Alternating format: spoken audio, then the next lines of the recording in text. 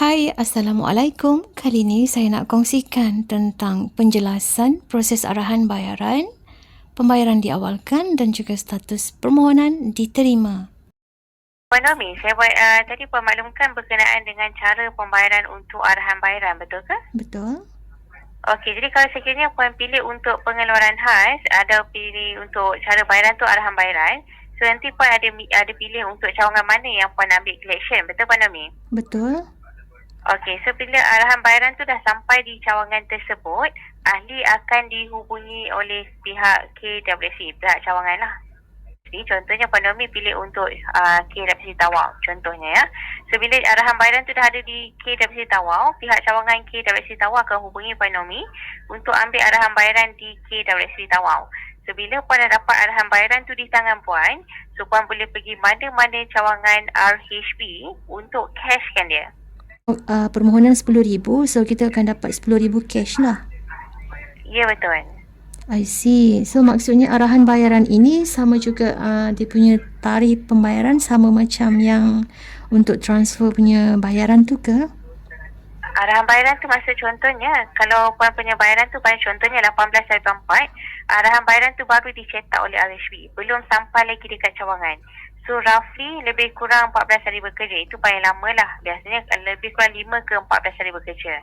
So bila dah ada dekat cawangan, pihak tawar akan hubungi Puan untuk pengambilan di sana.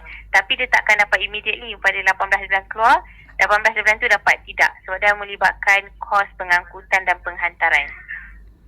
Faham? Ya, Okey. jadi pesan tu Puan So Nomi. soalan kedua ialah kita dimaklumkanlah bahawa tarikh pembayaran sudah diawalkan.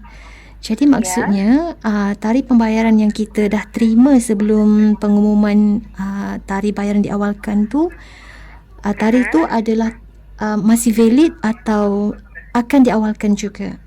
Masing-masing diawalkan. Bila dah dikelulusan, maksudnya kita ada buat dia punya pembayaran lah. Dah semak ke Puan punya status apa Puan Nomi? 24 hari bulan. Jadi bila saya buat semakan di sini, Puan punya permohonan dah approve.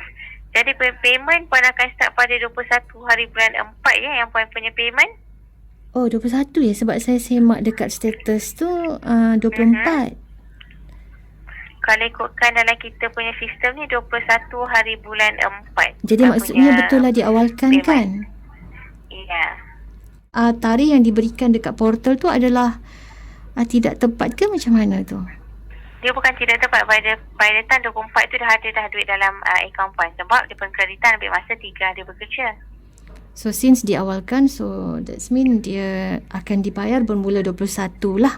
Tapi dia dah ada dalam akaun Puan tu lebih kurang 24 hari bulan macam tu. Faham? Oh, macam tu. Jadi maksudnya untuk yang Menteri Kewangan cakap yang 18 hari bulan tu, payment tu kita hantar 18. Dekat bank kan? Pengkreditan tu mungkin lebih betul. Mungkin bukan masa 3 hari bekerja. Sebab pengkreditan bank lebih kurang 3 hari Puan. Baik, faham. Jadi semua akan jadi awal lah. Betul. Jadi kalau macam yang masih status permohonan diterima tu, apa masalah dia? Sedangkan mereka dah permohonan diterima. Faham? Permohonan diterima tu bukan bermaksud dia tidak layak ataupun apa tau. Sebab dia kelulusan ni kita ambil berperingkat. Sebab bila dah ada kelulusan, dia kena ada tarikh bayaran.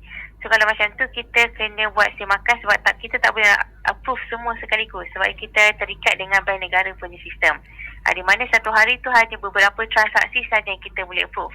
So kita tak boleh approve semualah dalam satu masa tu, dia berperingkat. So bukan sekarang, bezanya masa saja, cepat dengan lambat. Tapi still akan dapat jugalah kan? Betul, ni memang akan lulus.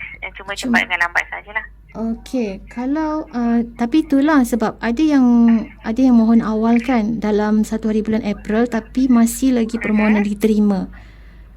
Betul? Dia kena tengoklah pukul berapa dia apply tu. Masa pun mainkan juga. Sebab biasanya sekarang ni, yang kita approve, yang keluarkan dia punya status yang lulus ni, yang dia apply pada pagi ataupun tengah hari. Untuk masa hari ni lah, so far setakat ni, ataupun petang. Yang malam kita belum approve lagi. Faham. Cuma kena simak dari semasa ke semasa lah kan? Betul Puan. Saya rumuskan di sini untuk arahan bayaran akan ambil masa 5 hingga 14 hari bekerja untuk diproses. Oleh itu, kepada pemohon yang memilih arahan bayaran akan menerima bayaran agak lambat berbanding mereka yang menggunakan akaun bank kerana arahan bayaran memakan masa yang lama untuk diproses. Pemohon akan dihubungi oleh cawangan KWSP yang dipilih oleh pemohon semasa membuat permohonan.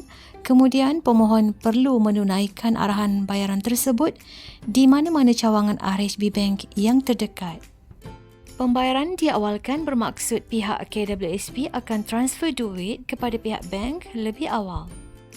Contohnya, jika tarikh bayaran ialah pada 24 hari bulan, jadi pihak KWSP akan transfer duit kepada pihak bank lebih awal, iaitu pada 21 hari bulan, dan pihak bank akan proses pembayaran sekurang-kurangnya 3 hari bekerja. Oleh itu, duit akan masuk ke dalam akaun pada 24 hari bulan ataupun lebih awal daripada tarikh tersebut. Pemohon yang menggunakan RHB akan menerima bayaran lebih awal berbanding pemohon yang menggunakan bank lain kerana RHB merupakan bank rasmi KWSP. Bagi pemohon yang masih menerima status permohonan telah diterima, jangan risau kerana permohonan anda juga telah diluluskan dan anda layak. Cuma, pembayaran adalah secara berperingkat, jadi anda perlu menyemak dari semasa ke semasa.